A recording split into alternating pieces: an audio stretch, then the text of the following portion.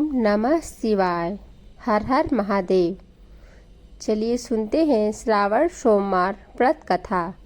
श्रावण सोमवार की कथा के अनुसार अमरपुर नगर में एक धनी व्यापारी रहता था। दूर दूर तक उसका व्यापार फैला हुआ था। नगर में उस व्यापारी का सभी लोग मान सम्मान करते थे। इतना सब कुछ होने पर भी वह व्यापारी अंतर मन से बहुत दुखी था, क्योंकि उस व्यापारी का कोई पुत्र नहीं था।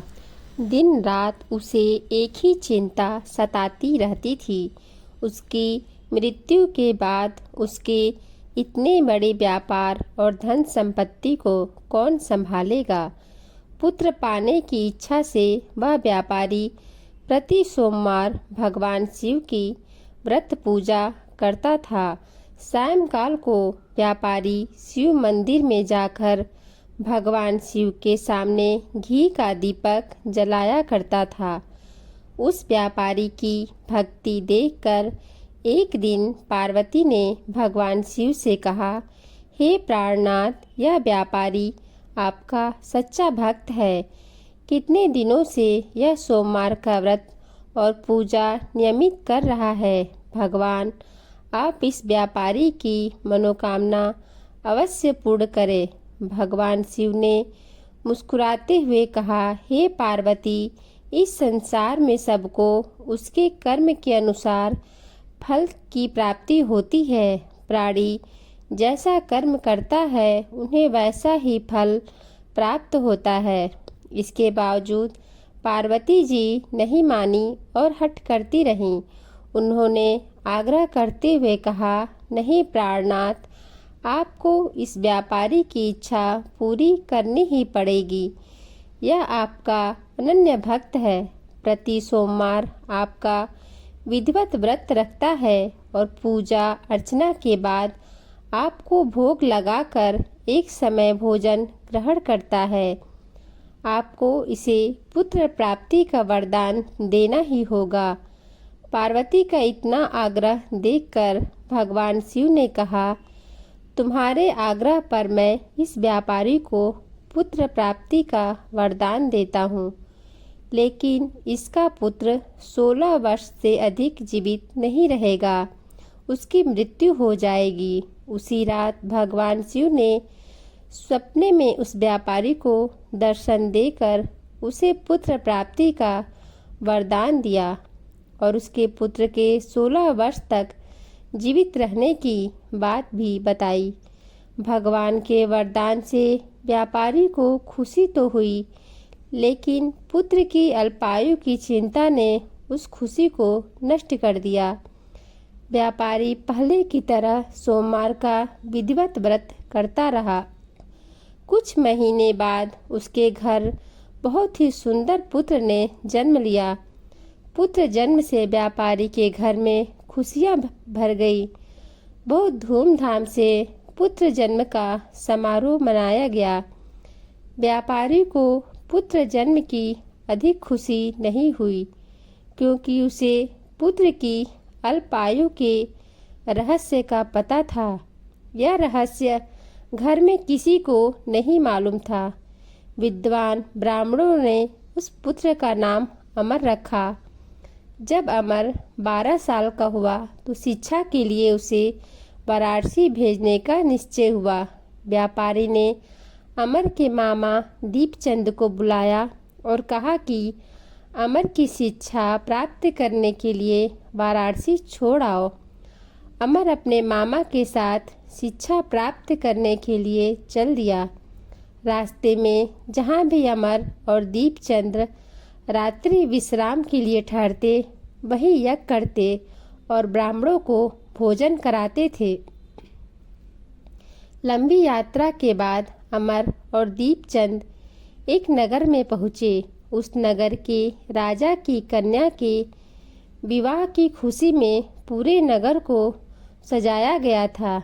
निश्चित समय पर बारात आ गई, लेकिन वर का पिता अपने बेटे के एक आँख से काने होने के कारण बहुत चिंतित था। उसे इस बात का भय सता रहा था कि राजा को इस बात का पता चलने पर कहीं वह विवाह से इनकार न कर दे, इससे उसकी बदनामी होगी। वर के पिता ने अमर को देखा तो उसके दिमाग में एक विचार आया। उसने सोचा, क्यों न इस लड़के को दूल्हा बनाकर राजकुमारी से विवाह करा दूं। विवाह के बाद इसको धन देकर विदा कर दूंगा और राजकुमारी को अपने नगर में ले जाऊंगा। वर के पिता ने इसी संबंध में अमर और दीपचंद से बात की। दीपचंद ने धन मिलने के लालच में वर के पिता की बात स्वीकार कर ली। अमर को दूल्हे के कपड़े पहनाकर राजकुमारी चंद्रिका से विवाह करा दिया गया। राजा ने बहुत सा धन देकर राजकुमारी को विदा किया। अमर जब लौट रहा था तो सच नहीं छिपा सका और उसने राजकुमारी की दुपट्टे पर लिख दिया, राजकुमारी चंद्रिका, तुम्हारा विवाह तो मेरे साथ हुआ था। मैं तो वाराणसी में शिक्षा प्राप्त करने जा रहा हूँ। अब तुम्हें जिस नवयुवक की पत्नी बनना पड़ेगा वह कान्हा है। जब राजकुमारी ने अपनी ओढ़नी पर लिखा हुआ पढ़ा तो उसने काने लड़के के साथ जाने से मना कर दिया। राजा ने सब बातें जानकर राजकुमारी को महल में रख लिया। उधर अमर अपने मामा दीपचंद के साथ वाराणसी पहुंच गया। अमर ने गुरुकुल में पढ़ना शुरू कर दिया। जब अमर की आयु 16 साल की हुई तो उसने एक यज्ञ किया। यज्ञ की समाप्ति पर ब्राह्मणों को भोजन कराया और खूब अन्न वस्त्र दान किए। रात को अमर अपने शयन कक्ष में सो गया।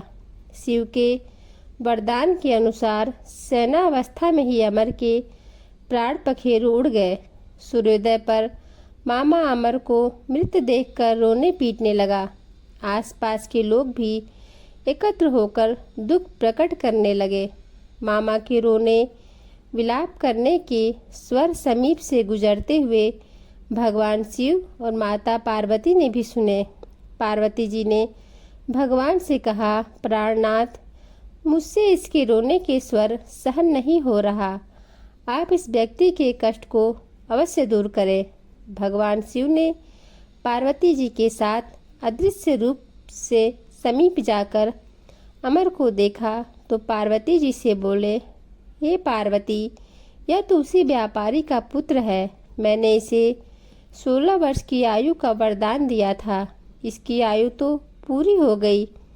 पार्वती जी ने फिर भगवान शिव से निवेदन किया, हे प्राणनाथ, आप इस लड़के को जीवित कर दें, नहीं तो इसके माता पिता पुत्र की मृत्यु के कारण रो रो कर अपने प्राणों को त्याग कर देंगे। इस लड़के का पिता तो आपका परम भक्त है।